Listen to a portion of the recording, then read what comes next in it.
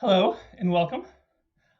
So to start off, I will have my guest introduce himself and a little bit about what he does and why he does it.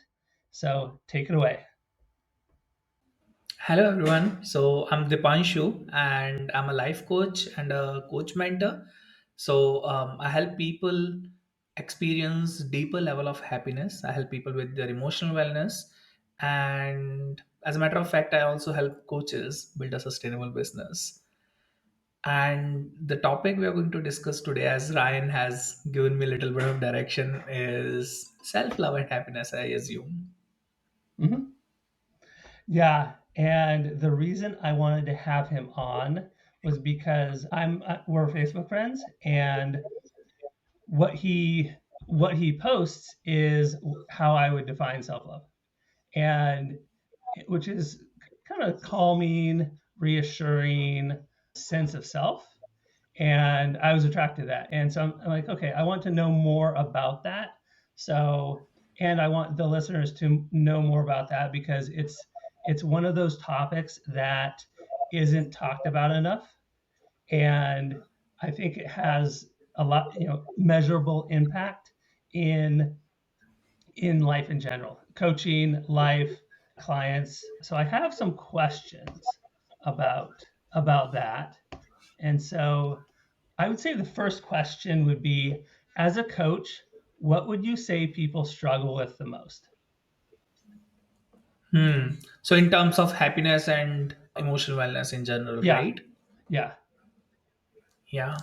So I was talking about this in a different video yesterday only, that when we are born, we're supposed to, we have to be with others. Like we have to be dependent on parents and relatives and, guardians and all that.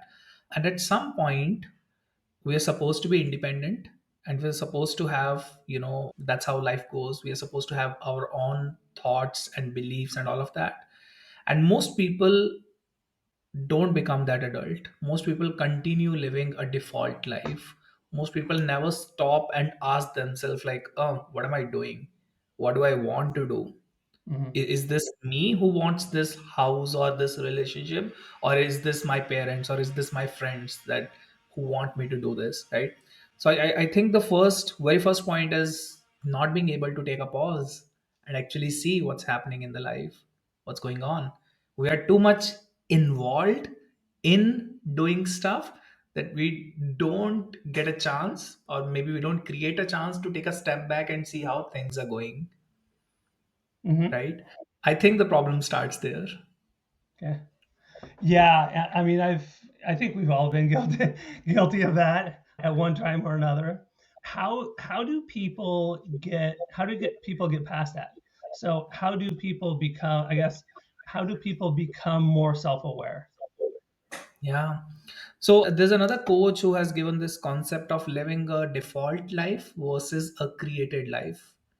So a default life is you're supposed to do this by this age, you're supposed to be graduate, you're supposed to, get married, have kids, go into old age homes, like whatever. And the opposite of that is actually a created and manifested life, where you take a step back and you see what is it that you want to explore, what is it that your heart, your soul wants to feel and experience. For some people it's actually like a very traditional default life, and there's nothing wrong with that. Like I'm living one of those lives. Like I graduated, I'm doing something of my own, I got married like a year ago, I'm going to have kids in a couple of years. There's nothing wrong with, the traditional approach as well. It needs to come from you, right? So starting with taking a pause and looking at what's happening here, like looking at your left, your right, your past, your future, Mhm. and having some honest conversations with yourself. That would be a good start. And of course eventually then filling in the gaps, like not living a life. Another thing that I feel is quite responsible why people are unhappy is because they're living their present based on their past. Right. Just because I've done this thing, I'm going to continue doing it. Just because Mhm. I've invested 4 years into graduating in history major, I'm going to continue trying to, I don't know, getting a master's or PhD in history major just because I'm Mhm. involved in that. So living your present as a reflection of your past, that's a recipe for being stuck. That's a recipe for being a default life. It's like how it's called, like tradition is the peer pressure from dead people, right? Hmm. That's a good And analogy. right, and the other side of that would be living your present as a shadow, maybe not shadow, but living your present in a way that it reflects what your future is going to be. Yeah. So living your present coming from a place of future, like I want to create a, let's say, self-employed business, when I'm 35, 40. So it would make sense for me to start as early as I can, number one. Number two would be I may not need to hop at as many jobs as I think I do, because eventually I want to create my own business, right? So just an example, what is it that you really want to do, and how can you live your present in a way that it creates the future you're looking to create? Mhm. That's the thing with desires. All of us have desires. Most people are not ready to create those desires. Yeah, that's a good point. Um, so, what do you think gets in the way of self love? Yeah, there's a very popular quote in philosophy called, like, how you do anything is how you do everything. I've heard it. So a lot of us have this illusion that I want to love someone else and it's selfish for me to love myself, right? In reality, what I have found in my personal experience and working with like hundreds of clients by now is that your relationship with yourself dictates your relationship with everyone else in the world. So if you have learned to not acknowledge yourself, to put your needs on the side and focus on others, like do like please others and all that, there's a very good chance that your relationships are not going to be happy. Mm, And the only way to create stronger relationships with others is to create a better relationship with yourself first. So when you mm, learn how to love yourself, how to accept yourself, even in the mistakes that you have committed, mm, like stupid, silly mistakes that you have done, when you mhm. learned how to accept them, you learn how to accept anyone else in the world. Yeah, that's a good point, and it kind of leads me to my next question, which is how do you love yourself when you're hurt, when you're angry, lost, even, and when you're not, and also so there's that question, and then how do you get back on track? Very good question.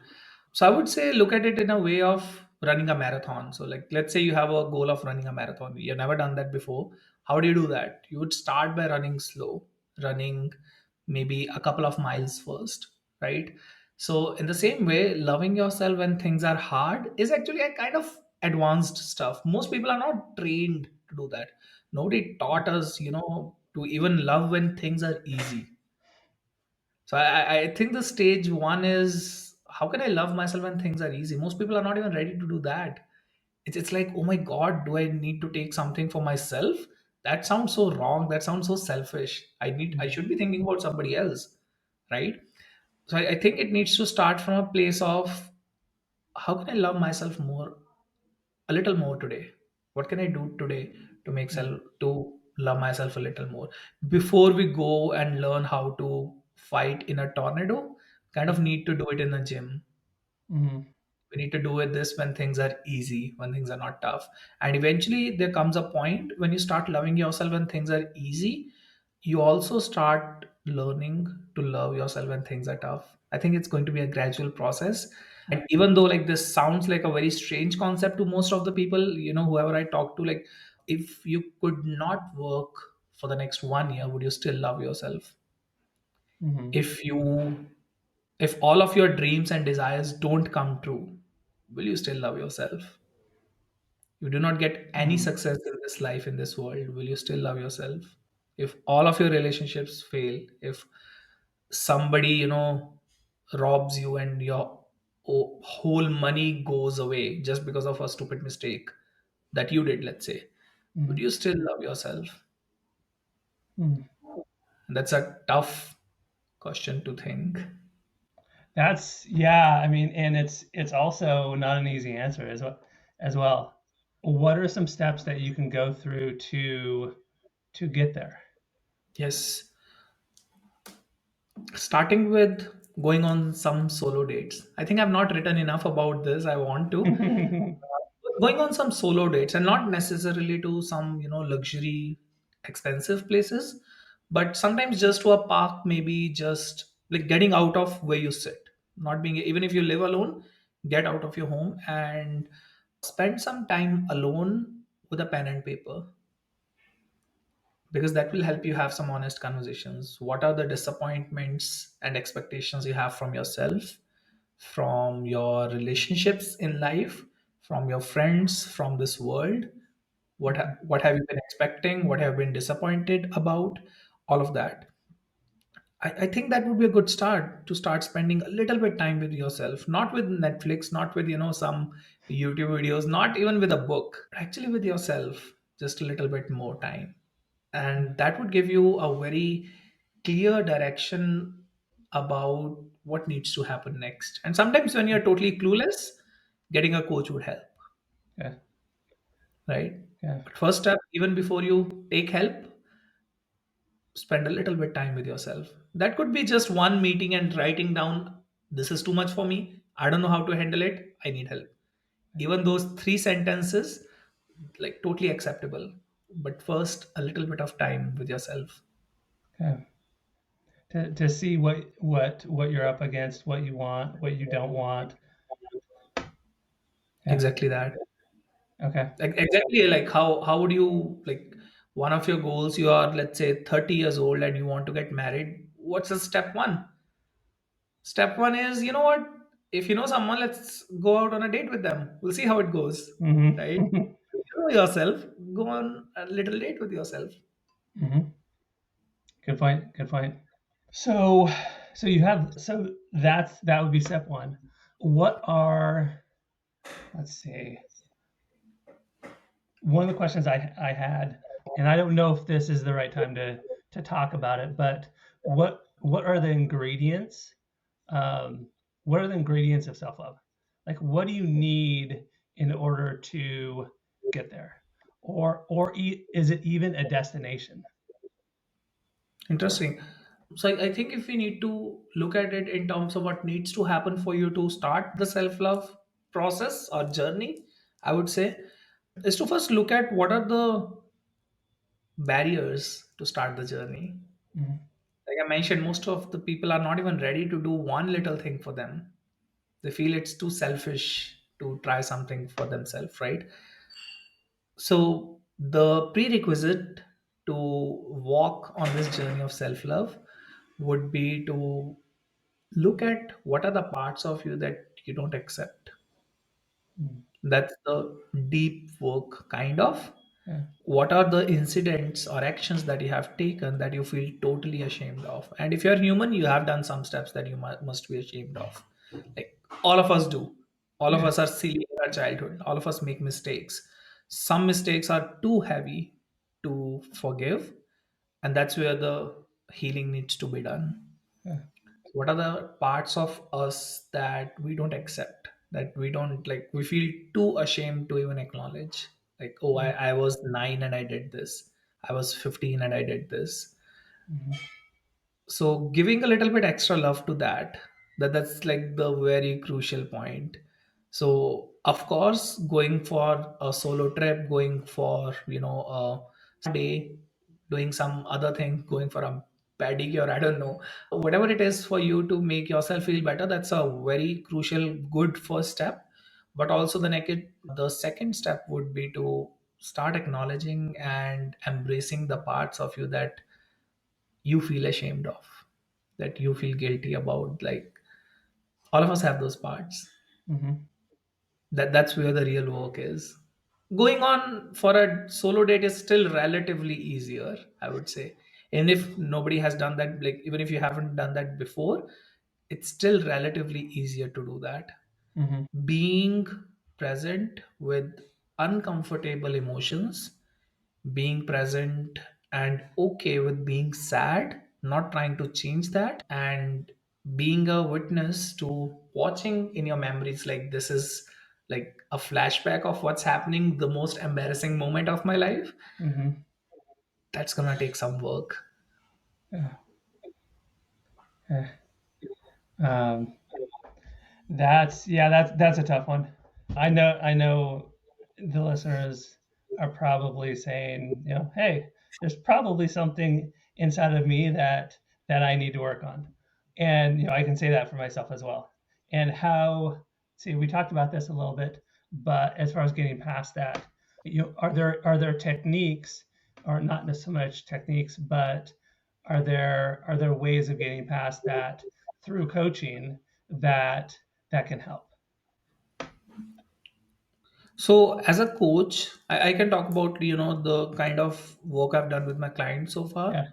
So as a coach, it's important to have different tools, or like as a person, you if you want to work with a coach, it's important to work with a coach who has some tools, who has done some work. You need to see if they already have some kind of experience in themselves. First of all, like, Mhm. do they become vulnerable, do they share those experiences, or are they like a really textbook kind of overqualified coach? We have a lot of them in the world Mhm. as well. And the other thing would be, do they have the skills to help you through that? Some, because some people would need this parts integration work, like the ones we were talking about. We have different parts, it's called fragmented psychology. Like, we have different parts of us. One part of us is really proud of ourselves, one part of us is really ashamed and guilty of ourselves, one part is really angry on ourselves, Mhm. and one part really loves us, right? So how do we work through these different parts of our personality? There's a part of us that is totally hopeless. There's a part of us that's so cheerful and so brighty and shiny, right? Mhm. So how do we work on all these parts? There is NLP, one of the most popular ones. There is habit coaching, like what you and I have done. Right. There is parts integration work with generative trance, hypnosis, Reiki energy, like so many different things you could be doing. As a person, there is no substitute to doing an honest conversation with yourself. Like, that's where everything needs to get started. And eventually it becomes really crucial if you could get the right support. I know, because I've received that support. I did a graphotherapy thing with, like, for 6 7 months, that really actually accelerated the whole growth trajectory for me, Growth process. right? So getting the help, there's no substitute for that. Getting the help, yes. And one question I have is, how do you know what the right help is for you? Good question. The very first thing is, I believe that your gut will know, that your intuition will know if this is the right person. And you need to have a connection with them. This is more than just theory. Theory, you can go to Google and search how to do self love, how to do deeper self love. All of the answers will come up, the information will come up. That's not transformational, that's informational. For a transformational coaching partnership, you would want to work with a coach who makes you feel good about yourself. There will be coaches who will trigger you a lot and make you feel bad about yourself. Like that, that's just how polarizing things work. And that's perfectly okay. It's simply like, block those coaches. They are not for you. Even if they are for other people, there would be coaches who you feel safe and comfortable with. To do this kind of work, you really need to feel safe and comfortable and resonated with the coach. So connect with a coach who resonates with you, who speaks the word that your heart speaks.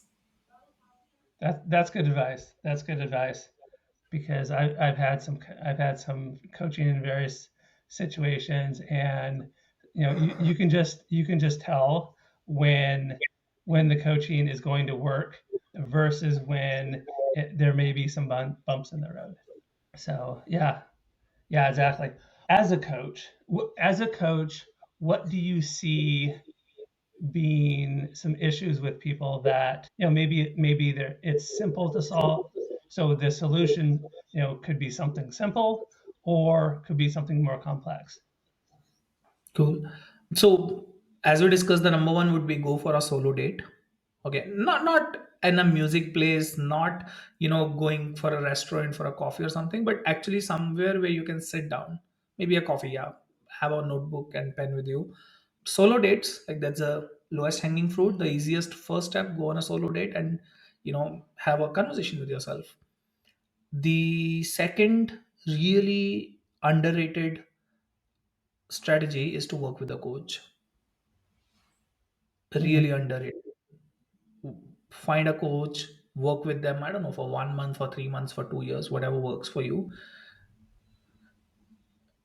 And if for some reason you can't work with a coach, I don't know what that reason could be. Maybe money, but then again there could be different ways on working with a coach, and you can create some money. Books can help, but I'm not very confident with that. I love books. I love reading books, but I believe they are more of a supplement than the main course. I think they're like the side salad.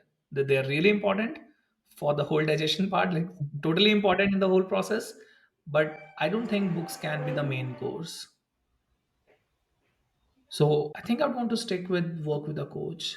Yeah. That's really, really important in this aspect. Yeah. And a little bit on a tangent here, but related to coaching is it looks like you have a master class coming up. Is that right? Oh, yes, sure. So I actually did the self love masterclass last month. Uh-huh. So other than that, I usually have a program running every 1 or 2 months. Yeah, if somebody would want to work with me, the best way would be to work with me one to one. Okay. And I usually have maybe 5 or 6 slots available. And right now I have three out of them available. If somebody would want to work with me, yeah, that's pretty much it. And in the master class, what do you cover? Even in coaching, what are you good at? What value are you providing? Yeah. So think about the level of happiness you have felt so far. What would happen if you could double the Hmm. happiness levels? What would happen if you could triple the happiness levels? So is the thing, if you feel that you have experienced like 9 by 10 happiness, what if we could grow your capacity to feel 18 by 20 happiness? Hmm. Because all of us have certain levels up to which we allow ourselves to be happy. So when we start the work of growing the capacity, there's so much more happiness that you can carry. So a lot of people are stuck with thinking that, maybe I'll never be happy. So a lot of population is there. I was there like 2 years ago. Mhm. And then you do this deep work where you witness the fears, where you allow yourself to be sad, and that helps you grow your capacity to feel happiness as well. The reason most people don't feel happy is because they don't allow themselves to be sad. So when I work with my clients, I grow their capacity to experience the happiness more, to experience love more, so that they can give and take, receive love so much more than their current capacity. And in other uh, marketing kind of way or surface level way, I also help people with their emotional wellness. So if somebody feels that they really want to be peaceful, but something gets in the way, they really want to be happy, they really want to be loving, but they have so much anger in them, so much anxiety, so much procrastination, perfectionism, like they are afraid what people will think of them, they are too afraid to fail, to get rejected. I work on all these parts. Does that All answer right. your question? It does. It does. Thank you. Thank you. I appreciate that. And is there anything else that you would like to add that maybe hasn't been talked about, or oh, yeah, anything that you'd like to add? Any notes? So one of the other ways of looking at, I think this is really important in the conversation we are having. One more reason why most people are living default life is because there needs to be a transition from life is happening to me, my parents are doing this to me, my friends are doing this to me, society is doing this to me, to a place where you can say that I am creating this life. Yeah. So one of my personal favorite question that I ask myself whenever I need to reflect, whenever my life is going a little bit too much, is I ask myself, how am I creating this? Okay. So this transition going from, oh my god, something is happening to me, like they are bullying me, they are, expecting this from me, or somebody's doing something to me, and converting that to a place, transitioning to a place where you can say that I am the creator of this. It's not your fault, but it's your responsibility. Hmm. It's not your fault if something bad happens to you, but it's your responsibility to let that not happen again. Hmm. So going from I'm the victim in this thing, like oh my god, I'm so sorry, I like the self pity part, to actually being at a place where it's self responsibility, where it's the ownership. Like you know what, everything good or bad that's happening to me right now, I am creating this, and that thought might be a trigger for a lot of people. Hmm. That's a good thing. Yes, yes. I like how you put that. I would have put that differently, but I think yours is more, it's beneficial and like it comes from self. I would assume it comes from self-love because it's not something that I could have done. I could have said. But yeah, I mean that would be the That is tagline. the self-love, right? What That was is the that? self. That's Yeah. how the self was. How you love yourself because you take the responsibility. So Yeah. imagine how do you love your nephew, niece, or your kids. It's not always cuddling love, right? It's also sometimes giving them straight, honest facts. Like, hey, Hmm. you did this wrong. It wasn't good, and I still love you. I Hmm. still love you, but this was not good. I don't want you to do this again, Hmm. and I want you to. I still love you. You made a mistake, and I still love you. you Yeah. were you did a silly thing, but I'm not ashamed of you. I still love you. Everybody make mistakes. So that allowance of being a human and making Yeah. mistakes. Remember one of the questions I asked, what if you did something stupid and you lost all of your money and like Yeah. belonging? Would you still love yourself? If you could, Mhm. that's the one of the most important milestones of on this journey. Yeah. All right. Thank you. Thank you. I appreciate you coming on and enlightening everyone that is going to watch this and listen to this. So I appreciate that. Thanks for having me here, Ryan. I really enjoyed having this conversation. You're a great host. I appreciate that too. Thank you.